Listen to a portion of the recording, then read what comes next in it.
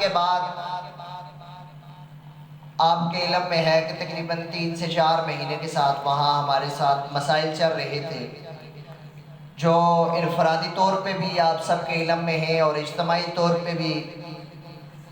جمعہ میں اور باقی جب بھی وہاں بیٹھک ہوئی، مجلس ہوئی یا کوئی جرگہ ہوا تو آپ کو بخوبی علم ہوا کہ کیا معاملات اور مسائل چل رہے ہیں۔ ابتدائی طور پہ تو ہم نے یہ فیصلہ کیا تھا اور اہل محلہ کو ہم نے یہ کہا بھی تھا کہ ہم کسی صورت سیدنا صدیق اکبر مسجد کو چھوڑنے کے لیے تیار نہیں ہیں۔ اس کی وجہ یہ تھی کہ ہمارے پاس وہاں مسجد کے جو بانی تھے مشتاق بٹ صاحب، ان کا وقف کردہ اسٹام ہمیں مل گیا تھا، اور اس کے ساتھ ساتھ وہاں ہماری قربانی بھی لگ چکی تھی، اور عرصہ 4 سال تک ہم بغیر تنخواہ کے وہاں جب قاری توفیق معاویہ صاحب تشریف لائے تو ان کی تنخواہ طے ہوئی، لیکن اس کے بعد 3 سے 4 مہینے تنخواہ ادا کرنے کے بعد تنخواہ بند کر دی گئی، اور عرصہ 4 سال تک بغیر تنخواہ کے ہم وہاں جو ہم سے ہو سکا نمازیں، جمعہ، عیدین اور باقی بچوں کی تعلیم و تعلم کا جو سلسلہ تھا اور رہائشی مدرسہ، وہ سارا سلسلہ عرصہ 4 سال تک ہم نے چلایا۔ لیکن بات یہ ہوتی ہے کہ آپ سارے لوگ ایک خاندان والے، کنبہ قبیلے اور برادری والے ہیں، آپ اس چیز کو بخوبی جانتے ہیں کہ اگر بات جرگے میں آ جائے، قانونی طور پہ تو آپ سب کو میں نے انفرادی طور پہ بھی بتایا ہوگا اور اجتماعی طور پہ، قانونی طور پہ قانونی حیثیت سے ہم بہت مضبوط تھے، ہمیں تھانے جانا پڑا، مجھے جیل میں رہنا پڑا، اس کے باوجود ہم وہاں سے ہٹے نہیں ہیں، ہم نے پھر بھی وہاں کلاس چلائی ہے، سارے معاملات کیے ہیں، اور قانونی طور پہ مسئلہ اگر یہ قانونی طریقے سے بھی حل ہوتا تو ہم مضبوط تھے اور ہمارے پاس قانونی طور پہ ہر چیز تھی، ہم کیس کر کے بھی جیت سکتے تھے، لیکن مسئلہ ہم نے بگاڑنے کے بجائے، یہ کوئی ہماری پراپرٹی تو تھی نہیں ذاتی یا ہمارا کوئی مکان تو تھا نہیں، یہ مسجد اور مدرسے کا سلسلہ تھا، دینی سلسلہ تھا، تو ہم نے یہ نہیں چاہا کہ اس کو ہم قانونی طریقے سے اور قانونی پروسیس سے گزار کر کے اپنے نمازیوں اور دیگر لوگوں کو اپنے سے متنفر کر کے تو ہم اس کو اس انداز میں سلجھانے کی کوشش کریں۔ ہم نے اس کو جرگے کی صورت میں سلجھانے کی کوشش کی، اہل علاقہ، اہل محلہ جرگے میں بھی موجود تھے، یہاں مختلف جرگدار آئے ہیں، بالآخر جرگے کے آگے بہت ساری چیزیں جو انسان قانونی عدالتوں میں وہ تسلیم نہیں کرتا، مانتا نہیں ہے، لیکن جرگے کے آگے ماننی پڑ جاتی ہے، تو بالآخر جرگے نے ہمیں یہ فیصلہ کیا اور ہمیں جرگے کی ماننی پڑ گئی۔ جرگے نے یہ فیصلہ کیا ہے کہ آپ لوگوں کو ہم 9 مرلے کا پلاٹ مسجد اور مدرسے کے لیے اور اس کے ساتھ ساتھ اس کی تعمیرات کے لیے 18 لاکھ روپے جو مسجد اور مدرسے کی تعمیرات کے لیے ہوں گے، اور اس کے ساتھ ساتھ عرصے 4 مہینے تک جہاں پہ بھی آپ مکان لے کر رہیں گے،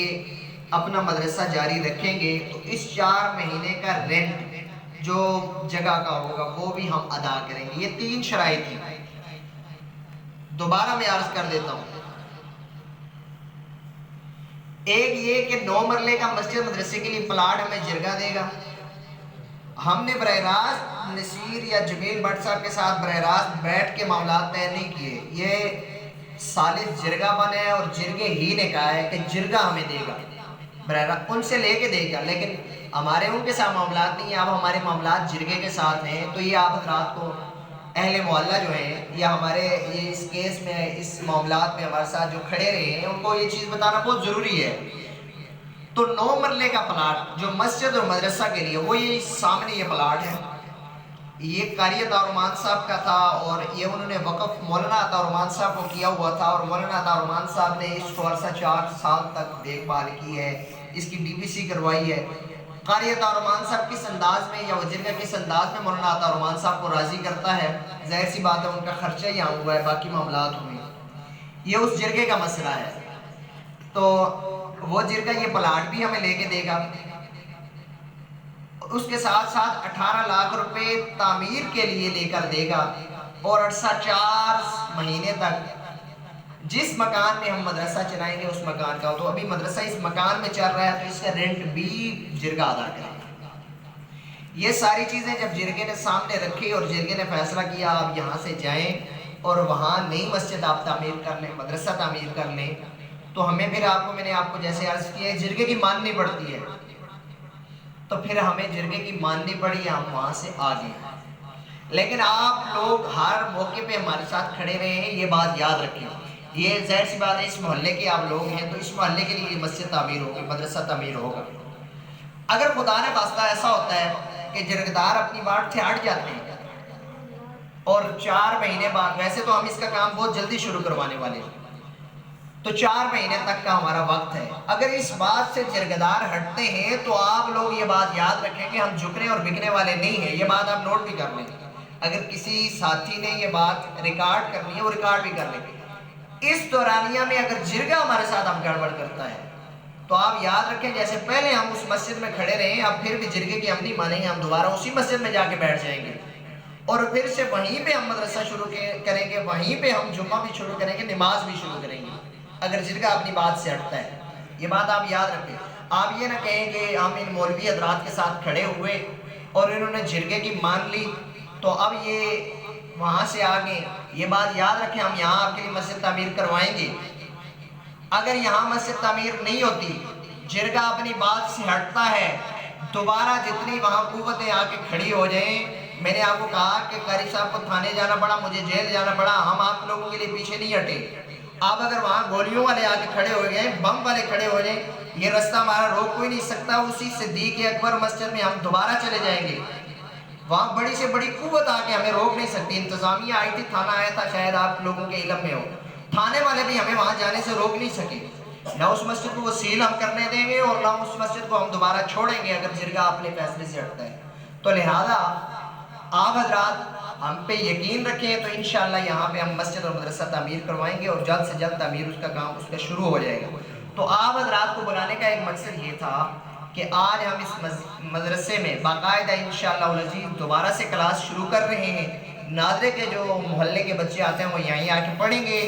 جو یہاں حفظ کے بچے رہ رہے ہیں، رہائشی رہ رہے ہیں، دور دراز کے بچے، وہ یہیں پہ رہائش پذیر ہوں گے، یہیں پہ ان کا مدرسہ چلے گا۔ اس کے ساتھ ساتھ سامنے ہم مسجد اور مدرسے کا باقاعدہ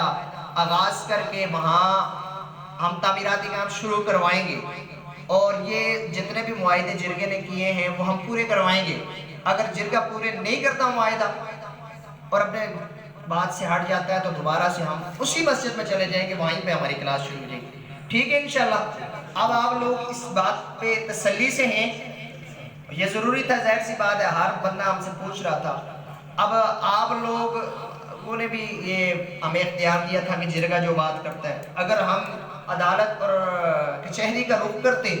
تو پھر تو بہت سی باتیں ہم نے ویسے ہی منوا لینی تھی، لیکن بات مسجد مدرسے کی تھی تو بات سلجھانے کے لیے ہم نے جرگے کا فیصلہ بہتر مانا۔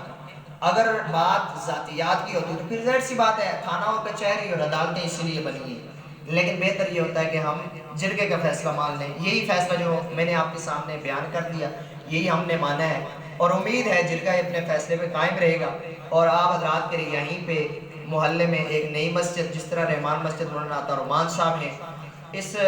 صدیق اکبر مسجد میں ہم عرصہ 4 سال سے ہیں، لیکن وہ مسجد بعد میں تعمیر ہوئی اسی مسجد سے، لیکن الحمدللہ وہ آباد ہے۔ ہم یہ امید کرتے ہیں یہ مسجد پہ انشاءاللہ اسی طرح رحمان مسجد کی طرح آباد ہو جائے گی، اور انشاءاللہ یہاں پہ دین کا کام ہوگا۔ اللہ پاک آپ لوگ جس انداز میں جس طریقے سے جتنے معاملات میں آپ لوگ ہمارے ساتھ کھڑے رہے، اللہ پاک آپ کو جزائے خیر عطا فرمائے۔ وآخر دعوانا الحمدللہ رب العالمین۔